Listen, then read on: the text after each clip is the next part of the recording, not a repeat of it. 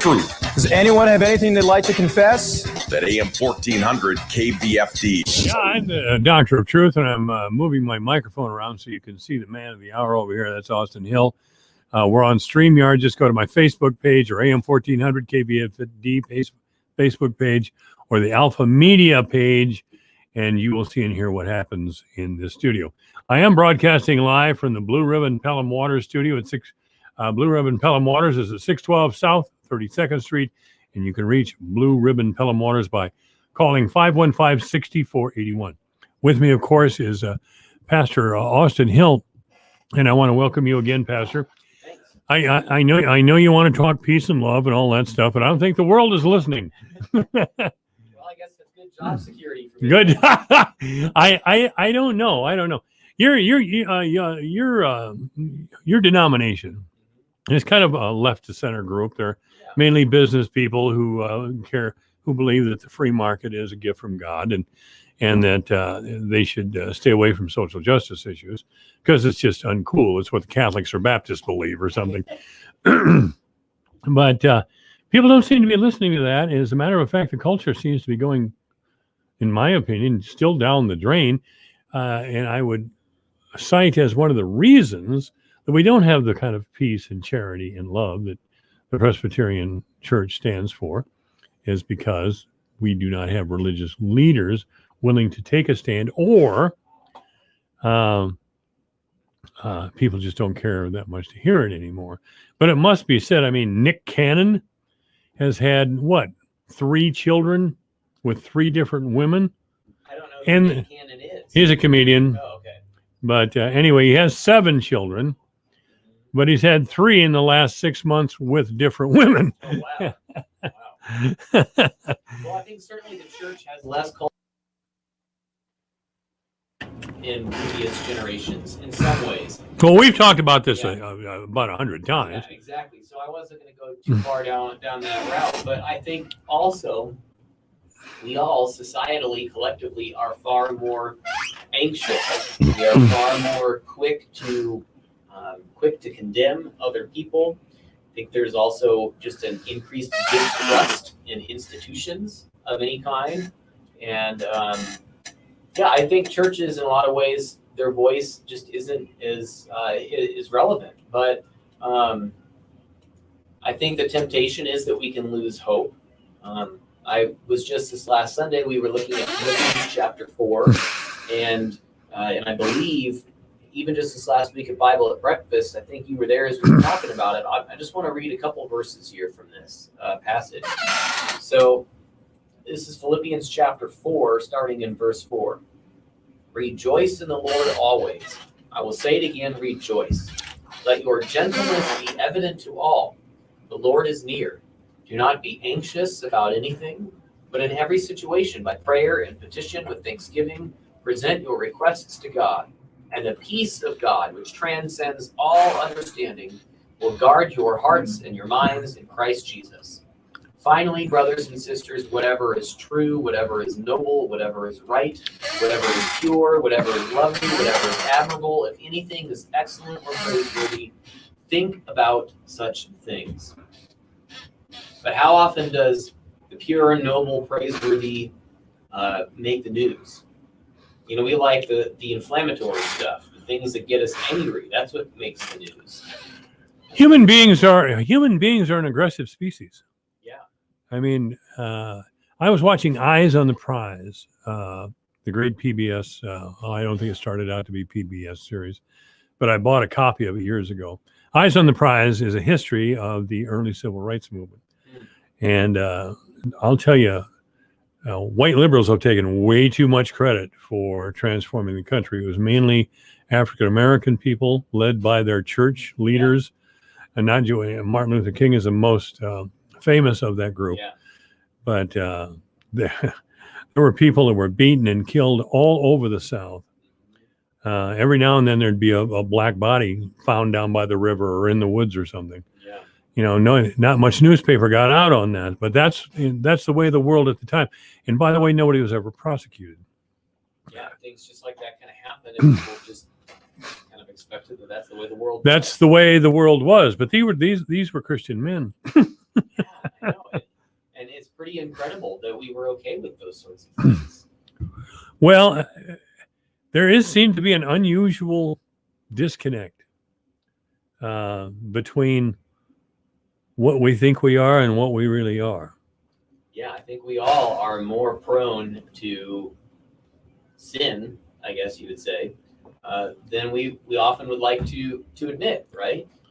To selfishness, to greed, to putting myself above other people, the kind of the classic sins that we hear about.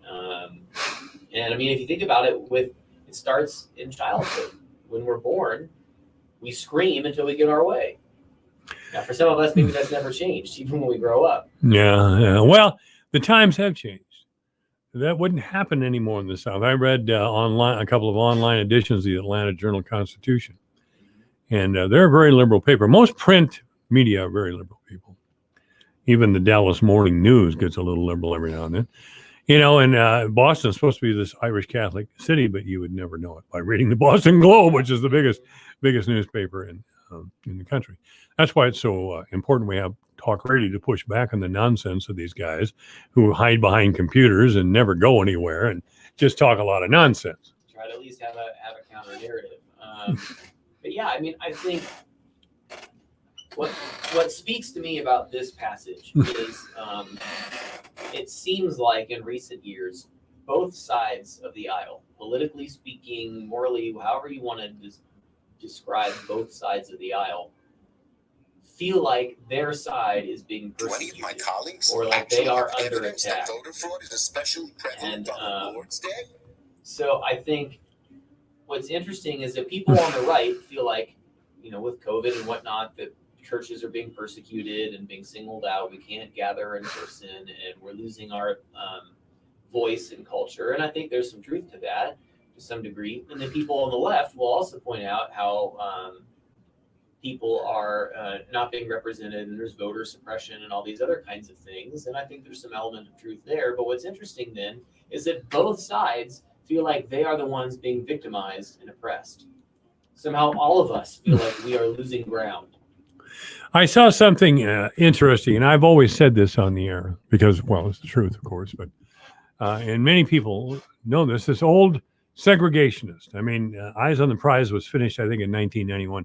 So he was an old man in 1991. Okay. And he was a younger man, of course, in the early 1960s when there was a lot of attacks on black people. Yeah. And he made no bones about it. He was a segregationist. But he said, beyond that, the struggle is mainly about power and who's going to control the power. Yeah. Are they going to control the power, or are we going to control the power? And that's exactly the way I look at it. Don't give me this moral position of yours, because it doesn't exist. You are not a moral position, and you're not any moral than me, certainly. Which, if you're not any more moral than me, you've got a problem. We're all in trouble. We're all in trouble. But I truly believe that the moral element of our conversations has gone. I mean, if I look at the left in the Black Lives Matter people, they're scamming huge amounts of money. They're spending a lot of money on themselves, and they're screaming all kinds of things that are flat out untrue. Well, and I think we see this, we really do on both sides. And I say that not to just do nothing about it, but I think for Christians, the hardest part about what we are seeing happen in society where we are losing that cultural significance is the temptation for Christians too to try to cling to power. And it goes back in this belief that, well, if what I believe is the right way, then I need to do what it takes to let my way be the primary way in society, which then we become like all the other people who were trying to grab power. Yeah. And it's just not, I think as our society is increasingly pluralized, that Pandora's box has been opened, right? There's no going back. Yes. We are as diverse as we are, and only becoming more so. Well, when the church lost its moral authority, and I've said this many times, now it's just a brute struggle for power. That's all there is. Yeah. I'm not going to vote for any idiot Democrats anymore because they want power over me I'm not willing to give them. They want to take away basic rights and attack the culture. I think they're slobs, personally. All they want is power. And it's been proven time and time again. But I think, if nothing else, and I'm sure I'm going to get some heat for this, but From who? Me? well, whoever's listening, If you'd like to give the pastor heat, it's 955-1400. exactly. Yeah, we can heat things up here this afternoon. I look at the evangelical church's ongoing support of Donald Trump is also grasping for power. This sense that, I mean, how many times do we hear from Christians, even Christian leaders? Well, he might not be the most moral man, but, you know. No. But at least he's defending the ideals that are important to us. That's right. And that is a blatant grab for power. Now, I'm not saying that evangelicals who supported Trump are the only ones who've done that. I think your point is a valid one, that we're all trying to grasp for power. And that's where Paul is writing this passage about rejoicing in the Lord always, about not being anxious. He's writing it from prison. And he was put in prison because of his Christian faith. Mm-hmm. And where the church was growing, historically, culturally, where we see the church growing now, are places where Christians do not have societal power. And that's this strange kind of antithetical reasoning or a paradox, I guess would be a better word, of the Christian faith. That the more we try to hold on to power, the less influence we have culturally, and the less the Christian faith really resonates with people. Mm-hmm. So even though we can, out of our good intent, because I believe that following Christ certainly is a better way of living life than not following Christ, and I believe that Christian ideals are better ideals than non-Christian ideals. I believe all of that. While I believe that, if I then try to hold on to power in order to promote Christian ideals, my Christianity loses its credibility in a secular environment. Yes, it does. Yeah, the evangelicals embrace it. Donald Trump, yikes. Well, the only explanation I have for that is they find, and this is what's so terrible about the two-party system, that's why we must get to a parliamentary system, is that the two parties are so corrupt. Well, and it's always, I mean, I think in my adult life, it's kind of, well, who's the lesser of two evils, right? Mm-hmm. That's right. And that serves the party's interest. It doesn't serve the people of the United States' interest. 100%. And then we keep hearing things like, well, this is the system we've got. And so to not vote for one of these two leading candidates is to abdicate your responsibility as a United States citizen. And then we all become complicit in a system that none of us really are all that confident about in the first place. Mm-hmm. And we just further the cause of the system. Further the cause, yes. So it all comes back to what do we do about it as Christians, if anything. You know, it has been suggested to us by people who are not our friends that we should just keep our little faith in our little conversations in our churches or our homes, and we should just go shut up. Because this is a multicultural, secular society of diverse peoples. Yeah. Shut up, man. Well, yeah, and I mean, I think any religious worldview would have to have public ramifications to some degree, right? I mean, if I'm really living out my faith, whatever that faith might be, whether it's Christianity, Judaism, Islam, it's going to impact my public relations with other people.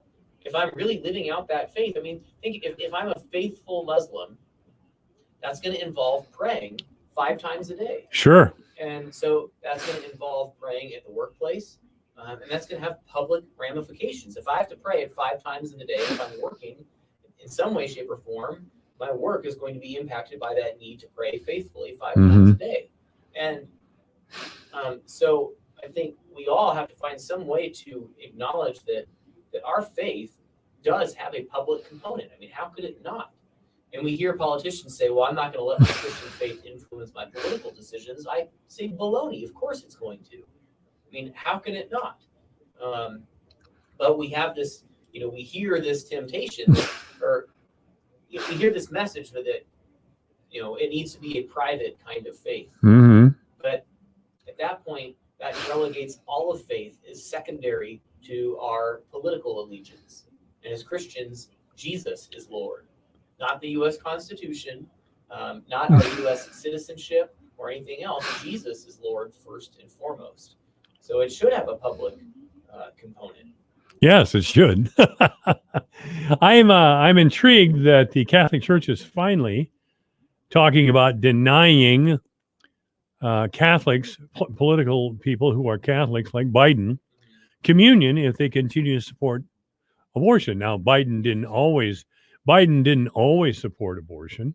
Back in the 70s, he opposed school busing. He was opposed to abortion. Then he woke up one morning and said, "Hey, I support these things if it means I'm going to be elected president." All right. Yeah. Shameless opportunist, of course. Yeah, I mean, obviously far more moderate, I think, in his past than certainly where the Democratic Party seems to be going today. Well, I brought that up to Joe Coleman, who's a deacon in the Catholic Church, and he's on usually in the 4:00 hour. I get awful churchy on Monday, I guess. I have the pastor. But I asked Joe about that, and I thought he would condemn it, and he did not. He found a favor in the explanation, the old Mario Cuomo explanation, that as a Catholic, I feel this way. I'm opposed to abortion or whatever. But as a public figure, I must support it because that's what my people want. And I thought that was terribly phony, and I still do. But Joe supported that.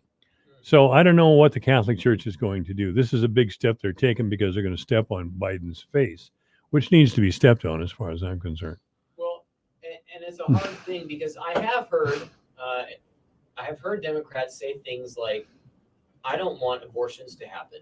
I also don't want abortions to happen illegally and unsafely either. And so kind of like, I want abortions to be infrequent and safe and legal in certain situations or something. And that I can at least like, great, let's have a conversation and talk about essentially the health of these moms in these difficult situations and what we can do to provide support for pregnant moms who are in crisis pregnancies. Like, that's a real conversation, and we're not just kind of grandstanding on these big, I'm either pro-life or I'm pro-choice or whatever. But so often it seems to go to, like, I am pro-abortion, and I don't know how anyone can be pro-abortion. Well, Bill Clinton made that point when he was first nominated for his party's candidacy for president. He gave, it was at the Democratic National Convention where he was nominated. And he told the Democrats, hear me now, I am not pro-abortion. I'm pro-choice, which is kind of a marketing thing, Yeah, I mean, you can't, if you're pro-choice, you're pro-abortion. That's what that means, Well, and at the end of the day, it does come down to, what do you think the act of terminating a pregnancy is? Yes. If it is killing a life, if it is terminating a life, then I think we need to name that, right? And be clear about what we're actually saying. And I'm going to get you in huge trouble over at the Presbyterian Church. And yes, if we're going to say that's a mother's choice, I mean, there's a lot of information about that because we are talking about a human life. But I do think the conversation needs to be bigger than just, is it legal or is it not? Because I think where Republicans who are pro-life often fall short is we are pro-life so long as it is an unborn child, but we don't always do a whole lot to support pregnant moms, to actually support them as they carry those babies into full term. That's absolutely correct, 100%. It's a bigger conversation than that, and that's something that here when we come to our second half, maybe we can kind of dive into that a little bit more too. Well, Senator Jesse Green's going to be here Wednesday, and I like Jesse, and I agree with most of his ideas, but he's focused on food stamps and fraud in food stamps and other areas that support families. And of course, there's going to be some fraud. But the real question is, do we cut these programs and have children suffer? What kind of person would do that? I'll ask Jesse that, and he's a thinker. He'll give me the right answer. But he'll give me the right answer according to him and the honest answer. But Republicans are vulnerable to that accusation. Okay, Austin Hill's our guest. We'll be back. Michael Devine You're very clever, my charming little friend. with more stimulating